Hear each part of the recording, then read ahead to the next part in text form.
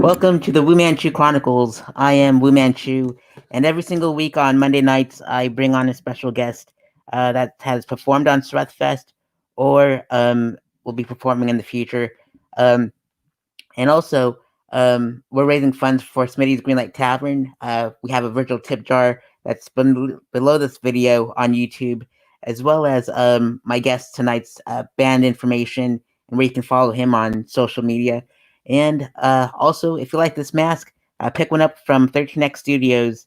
There's other designs too, so definitely support my pal Rick. He just moved, so definitely help him out with rent. Without further ado, I'd like to bring on my guest, my friend Zach. Welcome to the show, Zach. Hey, how's it going, Sarah? Doing well.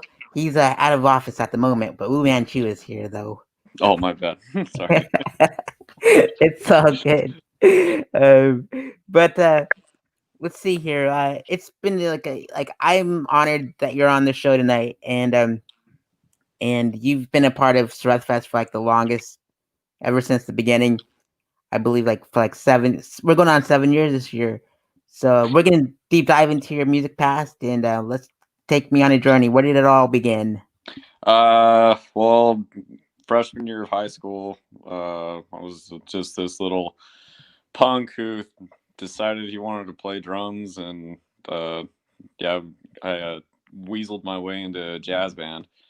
And remember just sitting there trying to do blast beats in the jazz band classroom, and my teacher hated that so much. And I mean, if you heard those horrible blast beats, I would probably hate them too.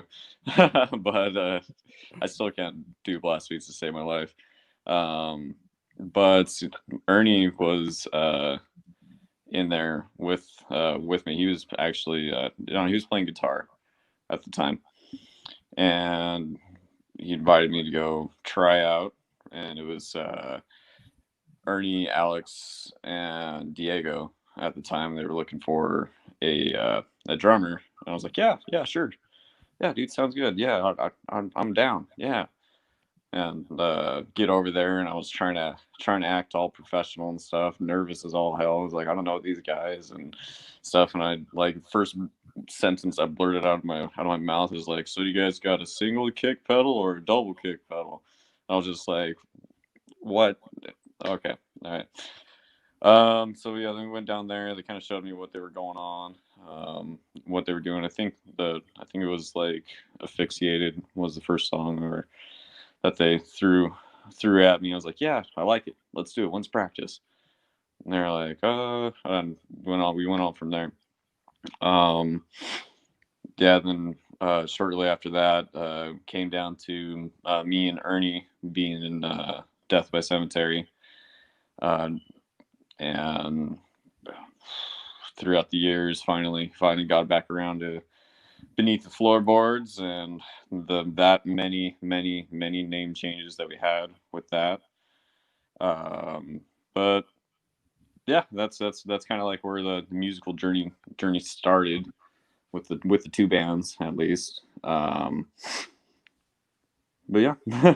Indeed. What were some of the names of the bands while you were, going through all the names? Which ones stand out the most? Well, Death by Cemetery was, I think we were always that. I think they had a name before I joined. But for Beneath the Floorboards, I think they had Dinner with Marla, like Marla Singer from like Fight Club, which I thought was fucking awesome name. That was an awesome name. I give him shit all the time. That was the name. But I think I can't remember who brought it up, but Beneath the Floorboards came around and they're like, all right, yeah, let's do that. That has a good ring to it. Yeah. Then we switched from that to the Floor Beneath for some reason. I think it was a drunken night between all of us, and uh, so we rocked that out for a couple shows, and then they're like, I kind of like Beneath the Floorboards a little bit more, and everyone was like kind of on that same understanding. They were like, yeah, we all kind of like Beneath the Floorboards more, so we switched back to that, and yeah, that's where we ended up there. Awesome. It reminds me of like Evil Dead and Hellraiser with like Yeah. people coming out of the floorboards. It's pretty awesome. Hmm. Good stuff. And I didn't know that you were having a background in jazz in the beginning. So that's pretty awesome. Yeah. I am a huge fan of jazz. I can't. I'm not like definitely like Ernie or Alex. So I could just start spatting out names and everything like that. But I was a huge fan of Buddy Rich, for drums wise, and dude was an animal. Dude was an absolute animal. And yeah, I mean, did a jazz band for I think one year in high school, 2 years maybe. I think it was just 1 year. Uh, but then just kind of started jamming around with the homies a whole bunch.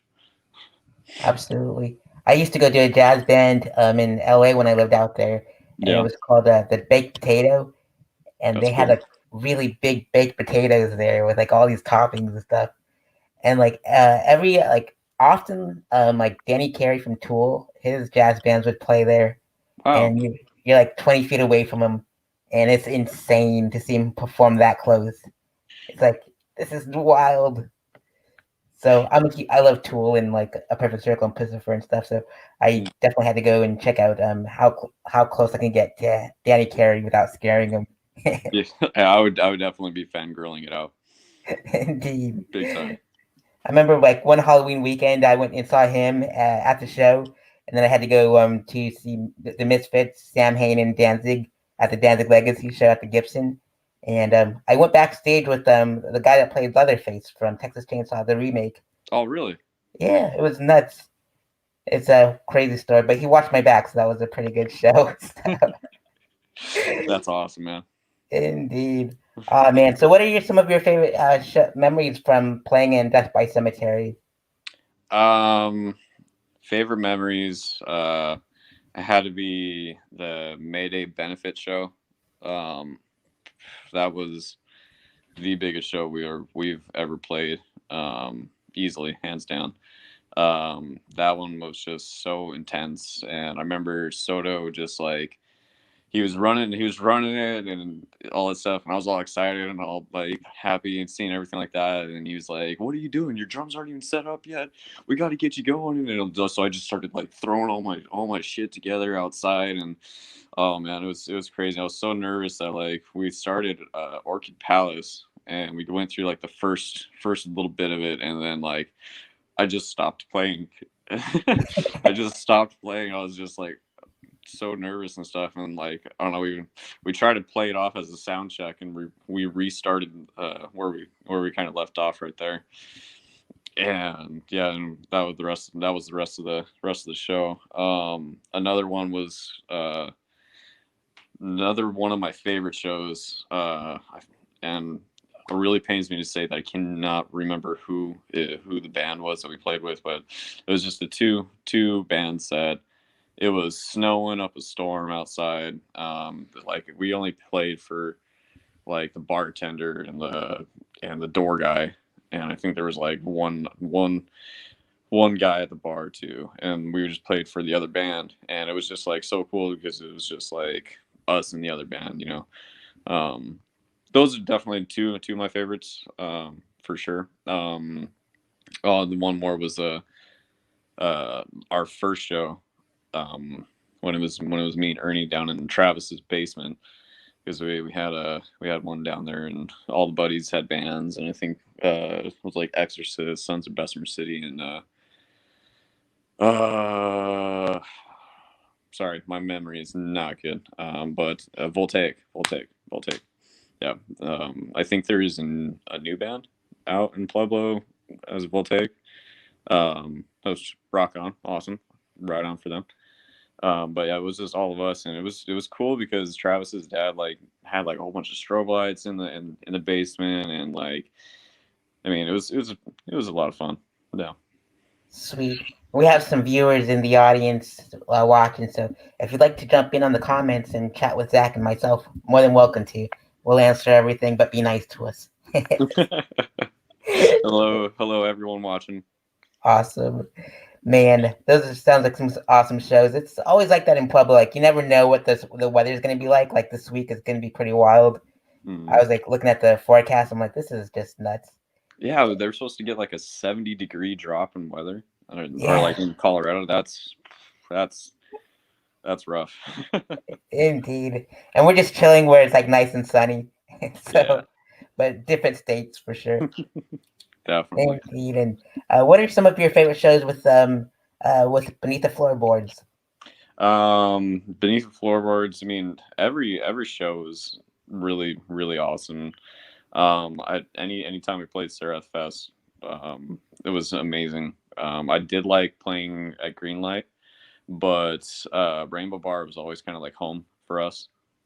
Um, I can't really say I had a specific favorite one.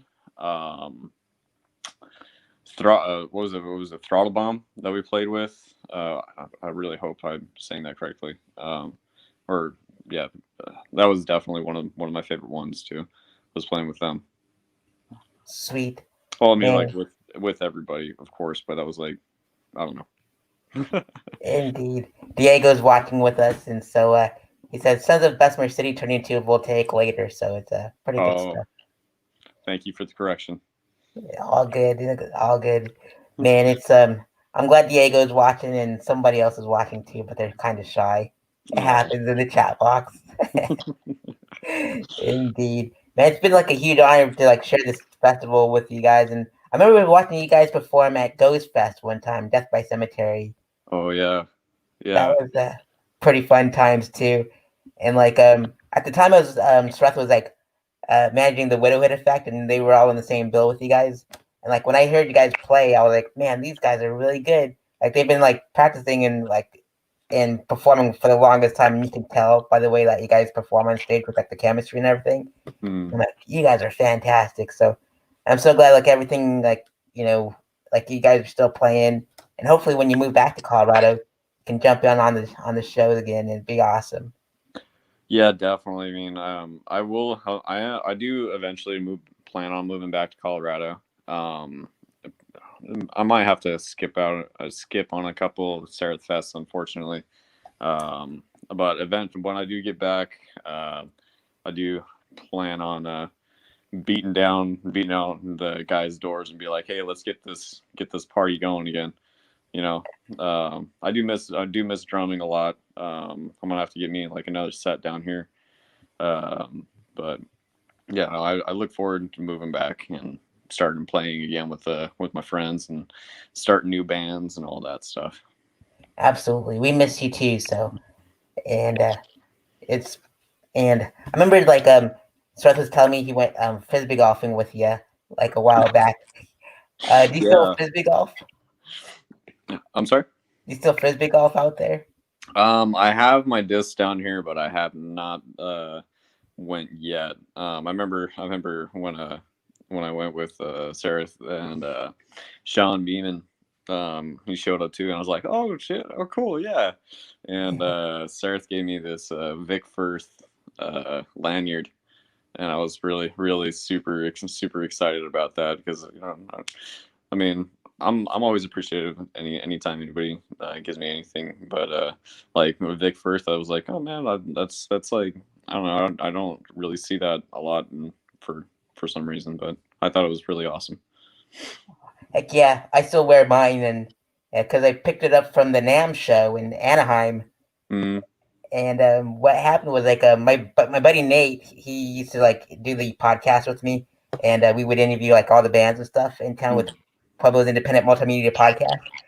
And I pretended that he was my editor, and so I stuck him into the Nam show, and he went like he just fangirled out with like all the musicians in there and everything. He's like, "That's Kerry King from Slayer. I'm getting an autograph, and I get to meet him and all this other stuff." And we just like I dressed up like this, and we all just walked all that huge convention. And Mm. like Vic first was just handing out lanyards. I'm like, I'll take a couple of those. That'd be awesome. So, and then that's how I got you guys. Got you the Vic first lanyard. I'm like, you're one of my favorite drummers in town. Hopefully, in due time, they sponsor you. That'd be awesome. That would definitely be awesome. Yeah. Speaking of drumsticks, like what is your rig rundown like? My last set was a PDP 5 piece. Um, I really liked. I would have a mixture between paste cymbals and Zildjian, maybe a Cedian here and there. It was just like all mixed around of everything. Um, I loved ProMark drumsticks.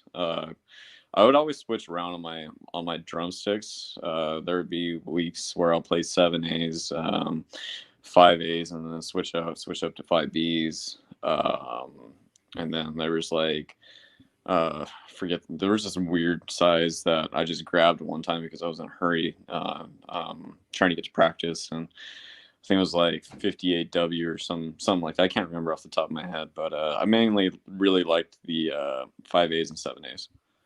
Awesome, good stuff. Mm. And so let's see, we had to talk about all the cool bands that you're a part of, and hopefully you move back to Pueblo in Colorado. I know that you had plans on moving to Grand Junction, but I think Pueblo misses you more. Yeah, I'd if I do move back, I may consider going back to Pueblo again, but Springs might call my name. Just I'm still up there a little bit more, but I do want to be close to home, definitely. Um, but yeah, it's just it's when the time is right. I'm gonna head on back over there. Indeed, same here, brother man. Same here. Mm. So let's see. Are there any final words you'd like to give out to the viewers out there? If you once all the shows keep going up, I know my buddies and Velociraptor and all of those awesome bands that are going to be playing here coming up soon. Definitely go check those out because there's not a lot of shows going on right now, and every single show you can get to just makes it that much closer to being the way it was. And shows every single weekend, and that would be one thing I would definitely would like to see again. Um, and yeah, I miss everybody back home. Regardless of all my friends and all their different bands, uh, anywhere from like my cousin and Calfu doing their awesome stuff, and fucking Sonic Vomit and whatever project Swords got going on now, and just everybody. There's too many people for me to even bring like say all at once right now, and get all emotional and stuff. I miss everybody a lot. I'll be back soon to visit, definitely. Absolutely, man. And same here. I can't wait to be back home, see when you get back home, and party out the festivals all the time. Yeah. And man, I miss everyone back home too, and I can't wait to move back and build the scene because after COVID is over, I think it's like a sign of like being like a phoenix of some sort. Mm-hmm. Yep. So definitely can't wait to party with you guys. We'll live stream the fest so that way Zach doesn't miss out. So Please, I it'll would be love to on see everyone. YouTube and all that good stuff. And there's not gonna be any audience for the most part, but we got to keep everyone safe. So Mm-hmm. awesome, Zach. Thank you for so much for joining me on the Wu-Man Chu Chronicles. It means the whole world to me, and it's great to reconnect with you again.